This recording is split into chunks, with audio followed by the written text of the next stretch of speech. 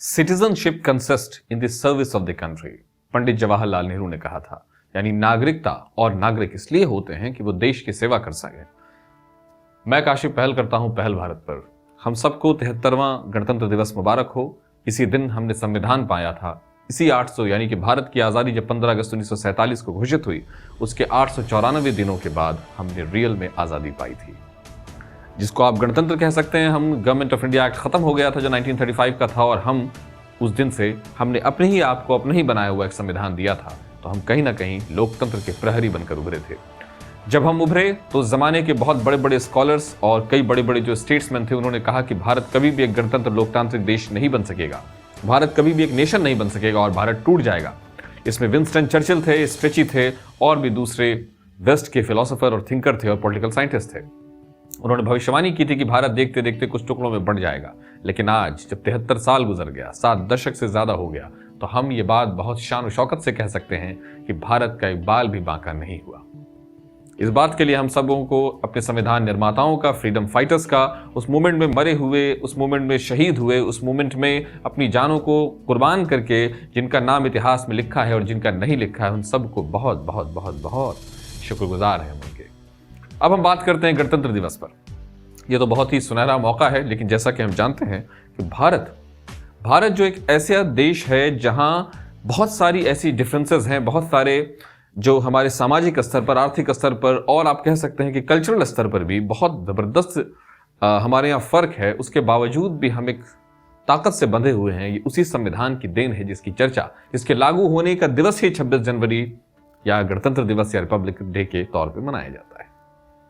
भारत का संविधान जब बन रहा था, जब कॉन्स्टिट्यूएंट असेंबली बनी, तो पहली बार उसमें 389 यानी 389 लोग उसके मेंबर थे। लेकिन जैसा कि बाद में मुस्लिम लीग को ने उसको रिफ्यूज कर दिया और वो हट गए, तो मिला जुला के 299 के लगभग मेंबर बचे और 284 लोगों ने उस दस्तावेज पर साइन किया था 24 जनवरी 1946 को।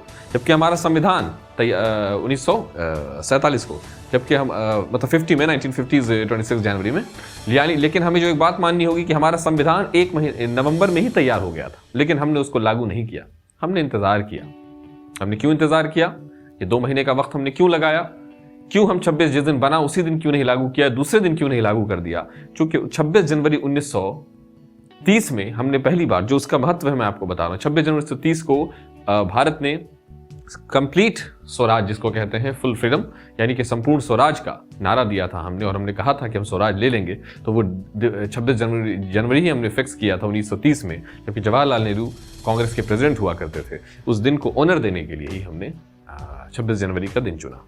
एक और बात मैं आपको बताऊं, आखिर क्यों 26 जनवरी रिपब्लिक डे इतना इंपॉर्टेंट है किसी भी लोकतांत्रिक देश के लिए। किसी भी जो सेकंड वर्ल्ड वॉर के बाद उभरे हुए देश, जिन्होंने कॉलोनियलिज्म, इंपीरियलिज्म यानी साम्राज्यवाद का नंगा नाच अपने यहां देखा था, उसके बावजूद भी कई सारे थपेड़े आए, हिंदू मुसलमानों के दंगे हुए, जातियों के व्यवहार पे आधार पर देश बटा, कई बार लड़ाई झगड़ा हुआ, लेकिन उसके बावजूद भी हम टिके रहे। ये उसी संविधान की ताकत है, ये उसी फंडामेंटल राइट्स और फंडामेंटल ड्यूटी का हमारे दिलो दिमाग पे प्रभाव है, जिसकी वजह से हमने इस बात को आखिरकार एक परिपक्व नागरिक के तौर पे एक्सेप्ट कर लिया कि हाँ, हम भारत के नागरिक हैं, we the people of India.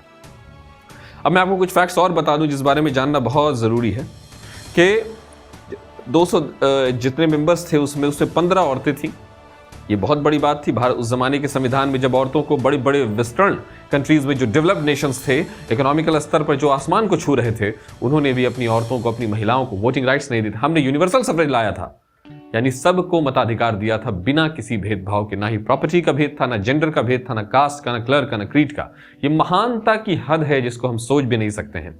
इसलिए मैं आज के प्रधानमंत्री नरेंद्र मोदी ने कहा कि बहुत सारी जो गलतियां की गई हैं, पता नहीं किस गलती की बात कर रहे थे वो। जब एक देश का निर्माण होता है, जब एक देश चलता है, तो आपको ये जानना चाहिए उसमें कई सारी अच्छी और बुरी चीजें होती हैं। इसका मतलब ये नहीं है कि हमने कोई मिस्टेक कमिट कर दिया है। इसका मतलब ये है कुछ राजनीतिक चीजें होती हैं, आपने कम मिस्टेक किए हैं, किसान रिगड़ते रह गए, लेकिन आखिरकार आपने उनकी बात शुरू में नहीं मानी। जब कई किसान, 150 से ज्यादा किसान बैठे बैठे शहीद हो गए, तब आपने बात उनकी मान ली। तो इसको क्या बोला जाएगा? इससे बड़ा ऐतिहासिक ब्लंडर कोई है?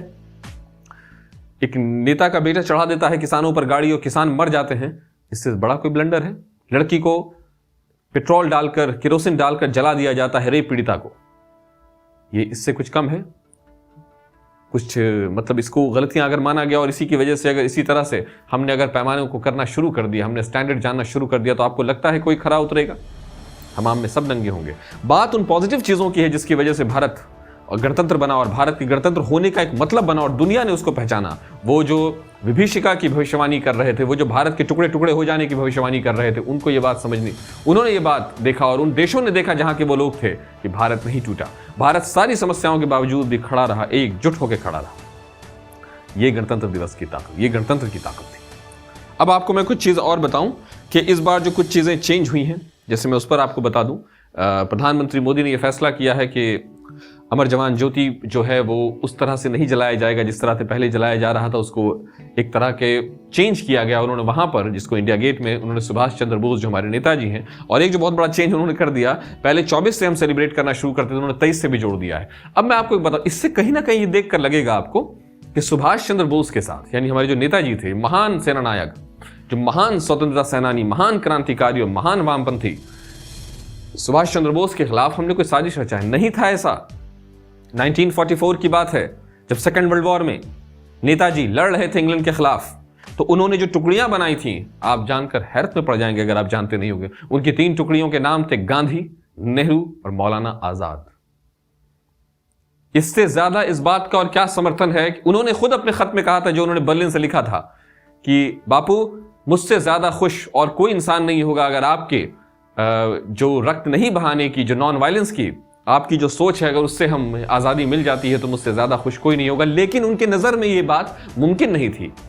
आपको एक बात और समझना होगा, गांधी, जवाहरलाल नेहरू, सुभाष चंद्र बोस, ये लोग कोई एक दूसरे से लड़ नहीं रहे थे, एक दूसरे के विरोध में नहीं खड़े थे। इनके रास्ते अलग अलग थे, मंजिल बिल्कुल सेम थी। 1944 में आज जो आप कहते हैं कि कैसे फादर ऑफ द नेशन हो गए महात्मा गांधी, जो कई लोग कहते हैं, उनको समझना होगा, उनको आप फादर ऑफ द नेशन नहीं कहकर नेताजी सुभाष चंद्र बोस की बात को नहीं मान रहे हैं, उनकी बेइज्जती कर रहे हैं आप। उन्होंने कहा था सबसे पहली बार महात्मा गांधी को।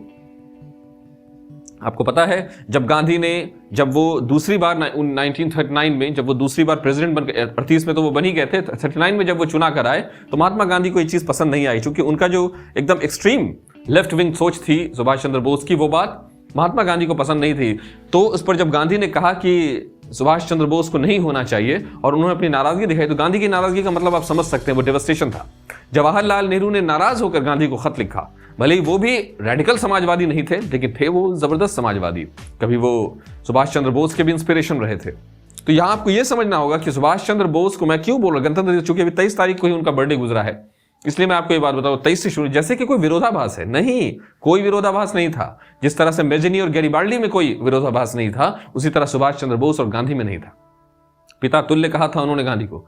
दूसरी तरफ अगर आप ये समझते हैं कि सिर्फ सुभाष चंद्र बोस ही ये दोस्ती, ये मोहब्बत दिखा रहे थे, ये अकीदत दिखा रहे थे गांधी को, तो नहीं, ऐसा नहीं है। गांधी ने कहा था कि उन्होंने कुछ महान, नेताजी कहते ही थे वो, नेताजी ने कुछ महान नौजवानों के साथ जो अपने सेना के तौर पर लड़ रहे हैं, हम उसकी तारीफ करते हैं, और वो देश के लिए कुर्बान होने जा रहे हैं, हम उसकी तारीफ करते हैं। गांधी ने यह कहा था सुभाष चंद्र बोस, नेताजी सुभाष चंद्र बोस के बारे में।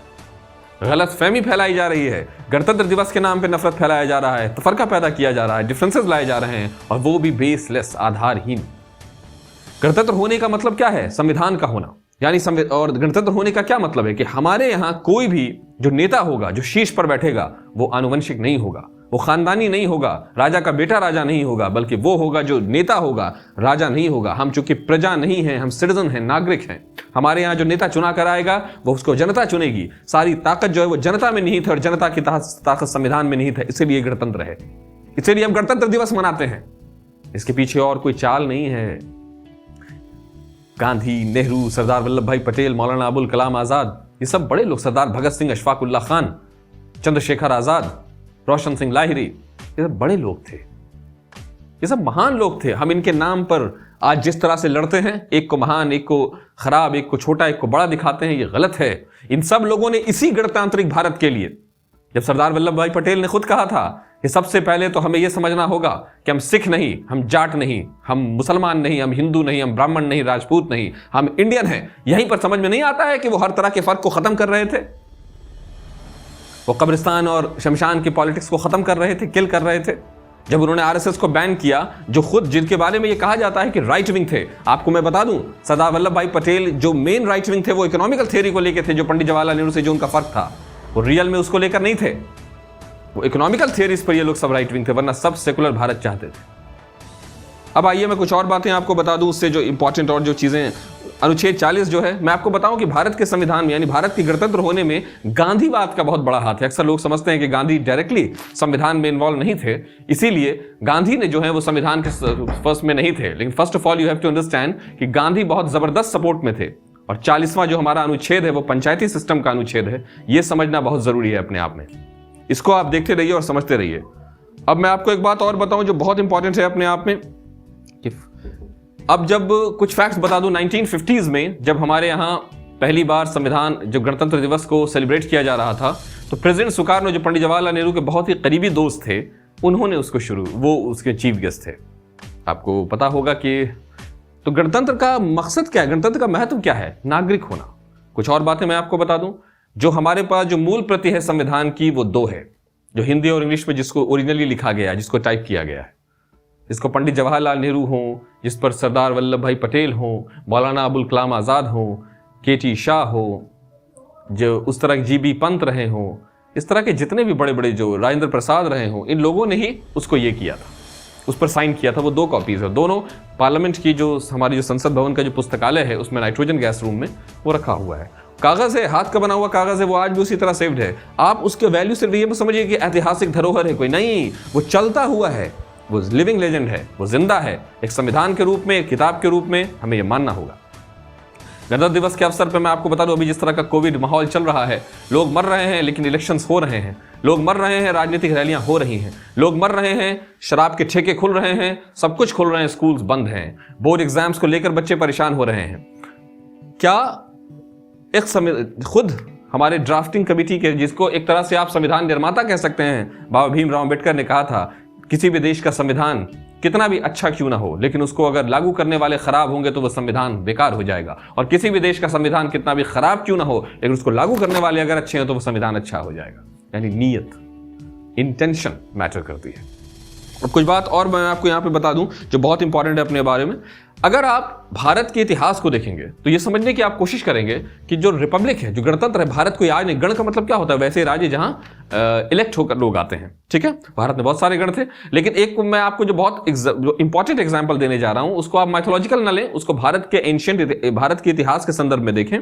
लोकपाल सभाख्यान पर्व में युधिष्ठिर से जब ऋषि नारद पूछते हैं कि क्या तुम एक ऐसे राजा हो जो किसानों को बहुत ऊंचे दर पे कर्ज दोगे, क्या तुम ऐसे राजा हो जिसने लॉ एंड ऑर्डर जिसको कहते हैं, जब विधि का शासन नहीं होगा, क्या तुम्हारे राज में जुल्म होगा, क्या तुम्हारे राज में सैनिक राजशाही होगी? सोच सकते हैं आप, उस जमाने में अब सोचा नहीं जा सकता है भारत में लोकतंत्र और गणतंत्र की कंसेप्ट था। हम उसी गणतंत्र भारत को बचाने की बात कर रहे हैं। आज जब किसान, जब मजदूर, जब गरीब, जिसके पास रहने को घर नहीं है, वो इसी गणतंत्र भारत का, याद रखिए हमारे फंडामेंटल राइट्स हमें बताते हैं कि हम इक्वल हैं, लेकिन क्या हम इक्वल हैं? क्या हम बराबर हैं? क्या सब लोग बराबर हैं भारत में?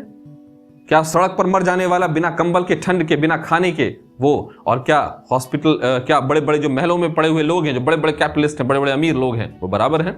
लेकिन ये गणतंत्र वही बनाने की कोशिश है, इसको बनाते रहना है, हम बनाते रहेंगे इसको। ये वादा कीजिए, मैं और आप एक दूसरे से वादा करें, पहल भारत अपनी तरफ से गणतंत्र और इस तरह की सारी चीजें, सारी खबरें आपके सामने लाता रहेगा। बस बने रहिए पहल भारत पर।